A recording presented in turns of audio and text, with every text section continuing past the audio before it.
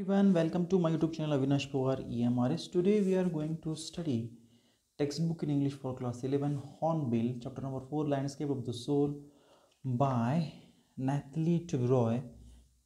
This is the story is about the art historic background analysis, and it studies the painting of different continent. One is from Chinese and second one is from Western Europe. So the landscape is kind of picture. या story या कथेमध्ये चॅप्टरमध्ये आपल्याला असं पाहायला मिळेल की landscape म्हणजे एक निसर्गाचं चित्र काढणारं, नैसर्गिक चित्र काढणारं पेंटिंग ज्याला म्हणूया, त्याचं हे टायटल आहे लँडस्केप ऑफ द सोल. म्हणजे खरं मनापासून जे चित्रकार काढतात अशा स्वरूपाचं हे एक टायटल याच्यामध्ये सांगितलेलं आहे. चायनीजमधले पेंटर आणि वेस्टर्न युरोप पश्चिमात्य देशाकडील पेंटर्स आणि ह्यांचे जे काही पेंटिंगचे जे प्रकार आहेत याच्याविषयी हा जो पार्ट आहे तो इथे सांगितलेला आहे. Let's start. A wonderful old tale is told about painter Wu Daozi who lived in 8th century. 8व्या शतकामध्ये वू डाओझी नावाचा एक पेंटर, याच्याविषयी एक सुंदर कथा सांगितलेली आहे. His last painting was a landscape commission by Tang emperor Xuanzong to decorate a palace wall. आणि मग या पेंटरकडे एक टांगचा जो राजा आहे झाओझोंग यांनी त्याला त्याच्या राजवाड्यामध्ये भिंतीवरती एक चित्र काढायला लावलं होतं या वू डाओझी याला. The master had hidden his work behind a screen so only the emperor would see it. आता जो हा एम्परर आहे, सॉरी, एम्पररने चित्र जे काढलेलं होतं ते लपवलेलं होतं एका स्क्रीनच्या पाठीमागे, कारण त्याला फक्त ते राजाला ते दाखवायचं होतं किंवा राजा त्याला पाहू शकेल. For a long while the emperor admire the wonderful scene discovering the forest, high mountain, waterfall, cloud floating in an immense sky, men on hilly path, birds in flight. आणि मग राजाला चित्र खूप आवडलेलं आहे. त्याच्यामध्ये जे आपण म्हणूया त्या चित्रामध्ये खूप जंगल होतं, उंच उंच टेकड्या होत्या, सुंदर असा धबधबा होता, त्याचबरोबर ढग तरंगताना दिसत होते, खूप विशाल असं स्काय त्याच्यामध्ये होतं. त्या टेकडीवरती काही माणसं चढत होती आणि काही पक्षी त्याच्यामध्ये हे दाखवलेले आहेत जे उडत होती. Look sir, sed the painter, in this केव at the foot of the mountain dwells a spirit. आणि मग ते सांगितलेलं आहे की राजाला तो सांगतोय की या ज्या चित्रामध्ये जे आहे की ह्या केवमध्ये की एक प्रकारे स्पिरिट जे आहेत, जे म्हणूया आपण आत्मे जे आहेत ते ड्वेल म्हणजे राहत आहेत अगदी त्या माउंटेन जो आहे त्या माउंटेनच्या पायथ्यापाशी. The painter clapped his hand and the entrance to the cave open. आणि नंतर त्या चित्रामध्ये जी एक केव होती, गुहा होती, आणि त्या पेंटरने त्याच्यावर हाताने टाळी वाजवली आणि तर काय पाहायला मिळालं की ती केवचा जो दरवाजा आहे, ती केवचा एंट्रान्स तो उघडलेला आहे. केव पूर्ण उघडलेली आहे जसं दरवाजा उघडतो. The painter clapped his hand and the entrance to the cave open, the inside is splendid. आणि मग आतमध्ये अतिशय सुंदर सुपर्ब त्याला पाहायला मिळालं आहे. Beyond anything word can convey. जे शब्दामध्ये आपल्याला शब्दाच्या पलीकडे असं सुंदरता त्याच्यामध्ये पाहायला मिळेल. Please let me show your majesty the way. आणि मग तो म्हणतो की राजाला अतिशय आदरयुक्त म्हणतो की मी तुम्हाला मार्ग दाखवतो. The painter entered the cave but the entrance closed behind him. आणि मग पेंटरने तो त्या गुहेमध्ये प्रवेश केला, परंतु ती गुहा पेंटरने प्रवेश केला की बंद झाली. And before astonished the emperor could move or utter a word the painting had vanished from the wall. आणि जोपर्यंत राजा त्या गुहेमध्ये प्रवेश करेल किंवा काही शब्द म्हणेल तोपर्यंत ती पेंटिंग जी आहे ती त्या भिंतीमधून निघून गेलेली आहे, गायब झालेली आहे. Not a trace of Wu Daozi's brush was left and the artist was never seen again in this world. आणि मग तो पेंटरही पाहायला मिळालेला आहे आणि त्याने काढलेलं चित्रही परत पाहायला मिळालेलं आहे. आणि म्हणून असं म्हटलेलं आहे की या स्टोरीनं आपल्याला असं समजतं की जी चित्र काढण्याची एक जी कला आहे आणि त्याच्यामध्ये जी मनाची जी इमॅजिनेशन आहे, माइंडची जी ती किती प्रभावी आहे, याच्यातून खरंच आपण वास्तवात जसं पाहिजे आपल्याला त्या वास्तवामध्ये किंवा आपली जी इमॅजिनेशन आहे त्या इमॅजिनेशनचा उपयोग हा ज्याला म्हणूया रिअल लाईफमध्ये किंवा रिअलिस्टिक चित्र कसं बनतं हे कल्पनेविषयी हे चायनीज जे आहे इमॅजिनेटिव्ह माइंड ज्याला आपण म्हणूया ज्याच्यातून क्रिएटिव्हिटी हा जो कलाकार आहे याच्यामधून दाखवत असतो अशा स्वरूपाचं हे चायनीज पिक्चर त्याची स्टोरी आपण पाहिली. Such stories played an important part in China's classical education. The Book of Confucius and Zhuangzi are full of them. They help the master to guide his disciple in the right education, in right direction. आणि म्हणून ह्या प्रकारच्या ज्या stories आहेत ह्या चायनामध्ये अतिशय म्हणून शास्त्रीय पद्धतीचे जे शिक्षण आहे ते देण्यासाठी यूज केले जातात. त्याचबद्दल कन्फ्युशियस झॉंगजीज ह्या पद्धतीचे अनेक बुक आहेत जे आपले त्यांचे जे गुरु आहेत ते त्यांच्या शिष्यांना आपण म्हणूया योग्य दिशा दाखवण्यासाठी शिक्षणासाठी मार्ग दाखवण्यासाठी ह्या स्टोरीचा उपयोग करतात. बियॉन्ड ॲनेक्डोट म्हणजे काय आहे, it's a story of real incident, खऱ्या इन्सिडेंटविषयी स्टोरी असं म्हणूया किंवा पर्सनविषयी असेल. They are deeply revealing the spirit in which art was considered. आणि त्यांनी खरंच सांगितलेलं आहे की कला कशा प्रकारे जिवंत राहते, कलेचं काय महत्त्व आहे. Contrast this story is another famous one about a painter who wouldn't draw the eye of a dragon he had painted for fear it would fly out of the painting, with an old story from my native Flanders that I had most representative of western painting. आता त्याने सांगितलेलं आहे की फ्लँडर हा एक प्रदेशाचं नाव आहे जो वेस्टर्न युरोपमध्ये पाहायला मिळतं. तर तिथे काय झालेलं आहे की तो एक पेंटर आहे, त्याने ड्रॅगनची डोळा चित्रामध्ये काढलेला नाही कारण त्याला भीती वाटते की तो चित्रामधून उडत उडत बाहेर येईल. पहा किती इमॅजिनेशन किंवा कलेतून आपल्याला इमॅजिनेशन जे आहे आपली कल्पकता आहे त्याच्यातून सृजनशीलता आपल्याला ही पाहायला मिळते. In a 15th century Antwerp, a master blacksmith called Quentin Metzys fell in love with the painter's daughter. The father would not accept the son-in-law in such profession. आता आपण म्हणूया अँटवर्प येथे एक शहर आहे आणि 15व्या शतकामध्ये एक लोहार होता ज्याचं नाव होतं क्विंटेन मॅट्सीज, जो एका पेंटरच्या मुलीच्या प्रेमामध्ये पडलेला होता. आणि म्हणून जो पेंटर होता ज्याच्या मुलीच्या तो प्रेमात पडला होता त्याने त्याला जावाई म्हणून त्याला तो जो प्रोफेशन होता लोहाराचा त्याला आवडलेला नव्हता आणि म्हणून त्याने त्या लग्नासाठी तो तयार होत नव्हता.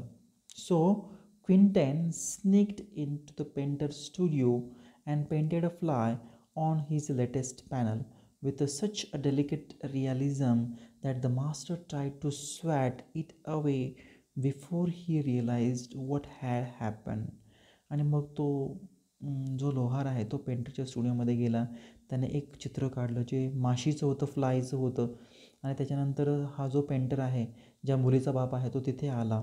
त्याने ते डेलिकेट रियालिझम म्हणजे नाजूकचं एक वास्तव जो आहे वास्तवासारखं जे चित्र आहे जे रियालिस्टिक असतं जिथे वास्तवता त्याच्यामध्ये असते आणि म्हणून त्याने ती स्वॅट म्हणजे हिट करण्याचा प्रयत्न केला आणि नंतर त्याला कळालं की काय आहे ते चित्र आहे. So Quentin was immediately admitted as an apprentice into his studio. आणि नंतर त्याला त्या पेंटरने त्याचा जो स्टुडिओ होतो त्याच्यामध्ये लर्नर म्हणून त्याला ॲडमिट केलेलं आहे, घेतलेलं आहे. He married his beloved and went on to become one of the most famous painter of his age. आणि मग तो जिच्याबरोबर प्रेम करत होता त्याच्याबरोबर त्याने लग्नही केलेलं आहे आणि एक प्रसिद्ध असा पेंटर म्हणून तो त्या काळामध्ये ओळखलाही गेला आहे. So two stories illustrate what each from art is trying to achieve. ह्या दोन स्टोरी सांगितलेल्या आहे ज्याच्यामधून प्रत्येकाने सांगितलेलं आहे की जी कला आहे त्या कलातून आपल्याला काय मिळवायचं आहे. A perfect illusionistic likeness in Europe, the essence of inner life and the spirit in Asia. आता इल्युजनिस्टिक म्हणजे काय, an illusion created which resembles something real. हे एक असं इल्युजन आहे. इल्युजन म्हणजे काय, भ्रम. जे भ्रम काय करतं, जे कशाच्या सारखं असतं तसं काहीतरी रिअल काहीतरी वास्तव तयार करतं आहे. अशा पद्धतीने आपण म्हणूया इल्युजनिस्टिक लाईकनेस. म्हणजे आपल्याला भ्रम निर्माण केला जातो आणि जे आपल्याला वाटतं की ते खरं आहे. हे जे चित्राची जी काही कला आहे, जी रिअलिस्टिक आहे, खरी आहे, जसं आपल्याला चित्रामध्ये दिसतं तेच असतं, ते युरोपमध्ये आपल्याला पाहायला मिळतं. The essence of inner life and spirit in Asia. परंतु मनाची जी काही कल्पकता आहे किंवा जी चित्रातली जी काही कल्पकता आहे आणि त्याच्यामधून जी सृजनशीलता साकार केली जाते ती एशियामध्ये आपल्याला पाहायला मिळते. In the Chinese story the emperor commission a painting and and appreciate its outer appearance, but the artist revealed to him a true meaning of his work. आता चायनीज स्टोरीजमध्ये जे एम्परर असतात त्याने पेंटिंग्स बरोबर त्याची जी काही जी कला त्याने चित्रामध्ये दाखवली होती, जी बाहेरची कला जी दाखवली होती, निसर्गाची जे काही दाखवलं होतं त्याच्याबद्दल त्याने राजाने स्तुती केलेली आहे. आणि म्हणून त्या कलाकाराने सांगितलेलं आहे की कलेचा खरा अर्थ काय आहे. The emperor may rule over the territory he has conquered but only the artist know the विदिन. आता राजा आपण म्हणूया त्याच्या प्रदेशावर तो राज्य करतो, ज्याच्यावर तो विजय मिळवतो, बरोबर आहे. परंतु आर्टिस्ट जो आहे तो त्याच्यामधून मार्ग काढण्याचा त्याला माहिती आहे की कशा त्याच्यामध्ये त्या प्रदेशामध्ये मार्ग काढायचा आहे, त्याच्या इमॅजिनेशनवर, त्याच्या माइंडच्या शक्तीवर, पॉवरवरती. So let me show the way. Know the way within. Let's go ahead. Let me show the way. The Dao, a word that mean both a path or the method and the mysterious work of the universe. आणि म्हणून आपल्याला कोणचा, जसं त्याने त्या पेंटिंगमध्ये दाओने दाखवलं की मी तुम्हाला मार्ग दाखवतो, जसं मी क्लॅप केलं ती केवचा दरवाजा उघडला गेला. या शब्दाचा अर्थ काय होतो की त्याने कशा पद्धतीने मार्ग दाखवलेला आहे, कोणती पद्धत त्याने अवलंबलेली आहे, कोणत्या पद्धतीचं मिस्ट्रियस रहस्यमय काम त्याने या युनिवर्समध्ये, या विश्वामध्ये केलेलं आहे. So the painting is gone but the artist has reached his goal beyond any material appearance. आता तिथून पेंटिंग ही जरी गायब झालेली असतील, परंतु जो कलाकार आहे त्याने त्याचा उद्देश जो आहे तो सफल केलेला आहे. जे आपण म्हणूया भौतिक वस्तूंपेक्षा, भौतिक गोष्टींपेक्षा त्याच्या पलीकडेचं जे काही गोल आहे ते त्याने प्राप्त केलेलं आहे.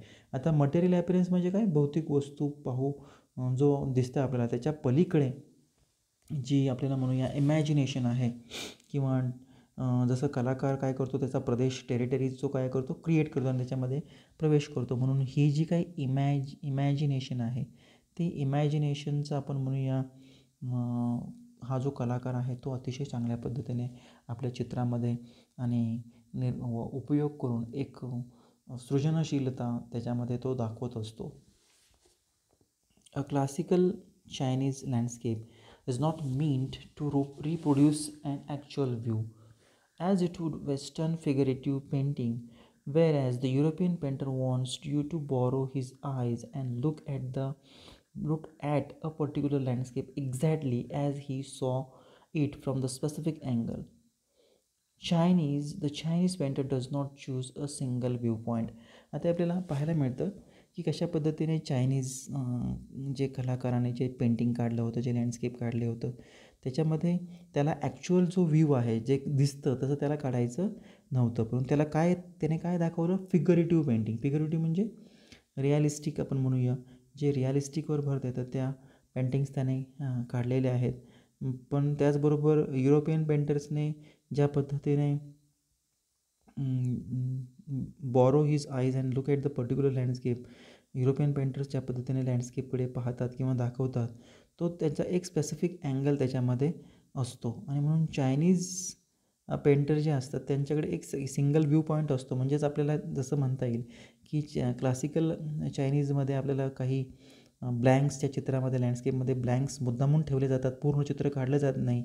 आणि नंतर जे त्याचे व्ह्यूवर्स जे असतात, जे चित्राकडे पाहणारे असतात, त्यांना त्यांच्या ब्रेनचा उपयोग करून, मेंदूचा उपयोग करून जे काही ब्लँक्स आहेत, जे राहिलेले जागा आहेत तो चित्र पाहणारे लोक ते भरून काढतात. हे चायनीजमध्ये आपल्याला पाहायला मिळतं. Whereas in European painter they add imagination when open of पेंटिंग्सकडे पाहताना ते जसं आपल्याला चायनीज पेंटिंगमध्ये पाहिलं की ते इमॅजिनेशनचा यूज करतात आणि युरोपियन कंट्रीजमध्ये ते फॅक्ट्सवर किंवा जे रिॲलिस्टिक जे आहे फॅक्ट जे रिअल आहे तेच तुम्हाला चित्रामध्ये जसंच्या तसं आपल्याला पाहायला इथे मिळतं. His landscape is not a real one, and you can enter it from any point, then travel in it. The artist create a path of your eyes to travel up and down. आणि म्हणून इथे म्हणतात की ही जी landscape आहे ती आपल्याला खरी नसते, परंतु आपण जसं ती गुहा टाळे वाजवल्यानंतर ओपन झाली आणि तो त्याच्यामध्ये प्रवेश केला, तसं तुम्ही त्या चित्राच्या मध्ये प्रवेश करू शकता, त्याच्यामध्ये फिरू शकता. म्हणून हा जो कलाकार आहे तो एक मार्ग निर्माण करतो आणि त्याच्यामध्ये आपण हे फिरू शकतो, त्याच्यामध्ये ट्रॅव्हल करू शकतो, वर जाऊ शकतो, खाली जाऊ शकतो. सो आणि पुन्हा परत येऊ शकतो. So in a leisure movement, leisure म्हणजे रिलॅक्स मुवमेंटमध्ये. So this is even more true in the case of horizontal scroll, in which the action of slowly opening one section of the painting, then rolling it up to move on the other, add a dimension of time which is unknown in any other form of painting. आता दुसऱ्या एकाला म्हटलेलं आहे की horizontal scroll म्हणजे काय, role करतो आपण. जसं पूर्वी राजाकडे मेसेज पाठवायला वरती एक काठी असायची आणि खाली एक काठी, आणि म्हणून तो रोल केला जायचा ना, आणि नंतर ते उलगडत गेलं की मेसेज कळायचं. तसं ते चित्र जे आहे तुम्ही रोल केलेलं असेल आणि ते जसं तुम्ही उलगडाल तसं तुम्हाला चित्राचे अर्थ हे लागतील, आणि प्रत्येक जो व्ह्यूवर आहे, चित्र पाहणारा आहे, तो त्याच्या पद्धतीने त्याच्यामध्ये त्याचा अर्थ जो आहे किंवा पर्सिवनेस जो आहे तो काढत जाईल. म्हणून चित्रकाराने चित्र काढलेलं आहे, परंतु त्याची इमॅजिनेशन त्याने तिथे यूज केलेली आहे. परंतु जे चित्र पाहणारे असतात, जसं चित्र ते रोल करत जाईल तसे त्याचे वेगवेगळ्या डायमेन्शन, वेगवेगळ्या बाजू ज्या आहेत ह्या त्यांच्या इमॅजिनेशनवर त्या चित्राच्या बाजू ज्या आहेत त्या ओपन ज्यावेळेस पेंटिंग होत गेल त्यावेळेस तो चित्रकाराने जे चित्र काढलेलं आहे आणि व्ह्यूवर्स जे आहेत ते त्यांची इमॅजिनेशनमध्ये त्याचं ॲड करत जातील. प्रत्येक चित्राकडे पाहणारा व्यक्ती त्याचे स्वतःचे अर्थ त्याच्या इमॅजिनेशननुसार काढत जाईल. So it also require the active participation of the viewer, who decides in what place he will travel through the painting. A participation which is physical as well as mental. The Chinese painter does not want you to borrow his eyes. He wants you to enter his mind. The landscape is an inner one, a spiritual and conceptual space. आणि म्हणून इथे आपल्याला पाहायला मिळतं की तुम्हाला जर चित्राचा अर्थ समजायचा असेल तर तुम्हाला त्यामध्ये ॲक्टिवली त्यामध्ये सहभागी होऊन ते चित्र पाहावं लागेल. मग ते शारीरिकदृष्ट्या असेल किंवा मानसिकदृष्ट्या असेल, तुम्ही शरीराने आणि मनाने दोघांनीही ते चित्र बारकाईने पाहायचं आहे. आणि म्हणून इथे चायनीज पेंटर्सने तुम्हाला तुमचे डोळे काही उसने घेतले नाहीत, म्हणजे ते तुम्हाला सांगत नाहीत खरं काय करायचं आहे. त्यांना चायनीज पेंटरला म्हणायचं आहे की तुम्ही स्वतः तुमच्या माइंडचा उपयोग करा. Okay, wants you to enter his mind. त्या चित्रकाराच्या मन जे आहे ते समजून घ्या, त्याची इमॅजिनेशन समजून घ्या, तुमची इमॅजिनेशन वापरा. आणि म्हणून हे जे त्यांनी चित्र तयार केलेलं आहे लँडस्केप, ते जसं इनर आहे, जसं आतलं आहे, तसंच ते आध्यात्मिक आहे, स्पिरिच्युअल आहे, तसंच ते कन्सेप्च्युअल आहे. म्हणजे त्याच्यातून एक वेगवेगळ्या संकल्पना त्याच्यातून मांडल्या जातात in relations to an abstract representation. त्याच्यामुळं आपण म्हणूया प्रत्येकाने आपले ब्रेनचा उपयोग करायचा आहे आणि आपल्या चित्राचं जे काही चित्र चायनीज पेंटरने मांडलेलं आहे त्याच्यानुसार त्याचं परसेप्शन जे आहे ते करायचं आहे.